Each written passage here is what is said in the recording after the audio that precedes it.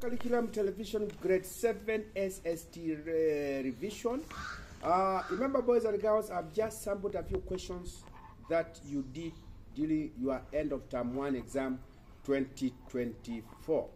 And it is my pleasure to welcome you and also request you kindly, you should be having a writing material, a pen and a notebook, so that you can write some of the, some of the answers, possible answers to the questions you did.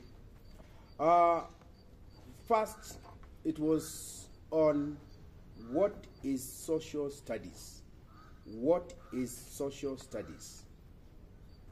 Social studies is the study of human origin, their interrelations, study of an environment, study of systems of government, and of course, study of economic activities.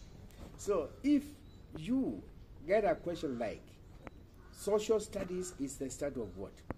Social studies is the study of all those 5 areas I've sampled. Human origin, their interrelation, environment, systems of government, and lastly but not least, economic activities. What are the main branches of social studies? There are 3 main branches of social studies, boys and girls. These are geography, history, and citizenship. Those are the 3 main branches of social studies. Then the other area is, how does one benefit by studying social studies? In other words, what is the importance of studying social studies? If you learn and study social studies, what benefits do you gain? There are quite a number of them. 1, it helps you to pursue certain careers in life. That is one gain. Another gain is that it helps you to understand origin of human beings, how we came into being. Social studies also helps you to develop critical thinking, and at the same time you acquire problem-solving skills. Critical thinking and the acquiring of problem-solving skills. And also social studies helps you to know your rights and responsibilities as a Kenyan citizen and also as a world citizen. And then the other question was, what are some of the career opportunities related to social studies in Kenya and globally? What are some of the career opportunities that are related to social studies here in Kenya and also globally? For example, those who pursue history, there are careers like history. You can pursue a career as an history teacher. You can also pursue a career as an archaeologist or even as a curator. If you pursue geography, you can still pursue a career of being a game ranger or being a cartographer. What about citizenship? Citizenship can give you an opportunity to be a librarian or even a lawyer. And because I may forget, boys and girls, I also want you to find out. If you want surveying is in which career? What about geology, physiology, and also the other one I'll give you before I end the lesson. Now let's go over to the next question, and which was really a problem to the majority of you: gender stereotypes. Gender stereotypes. What are gender stereotypes?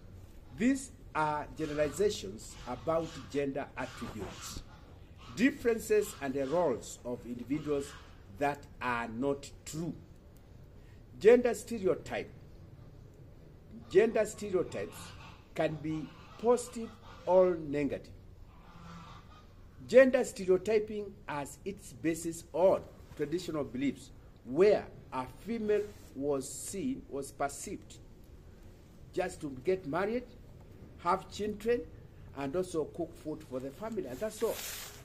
While male roles were perceived to be to provide for the family and also protect the family.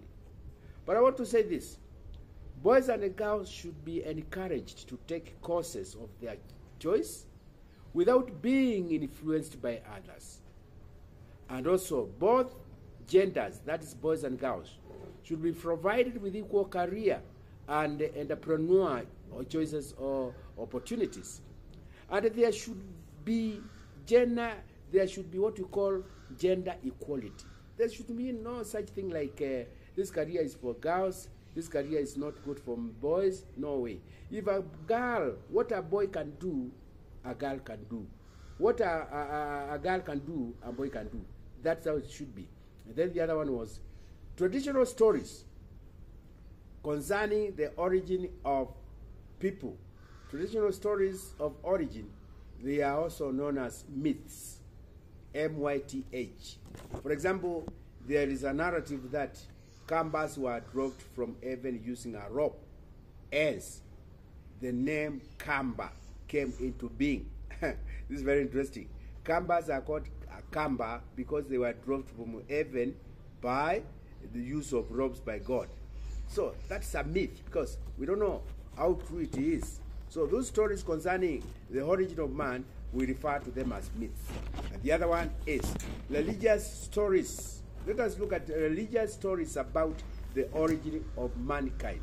What does the Bible, according to religious, according to Christianity, Christians, according to the Bible, book of Genesis, Christians, according to the Bible, the book of Genesis, it describes of how God created man from dust.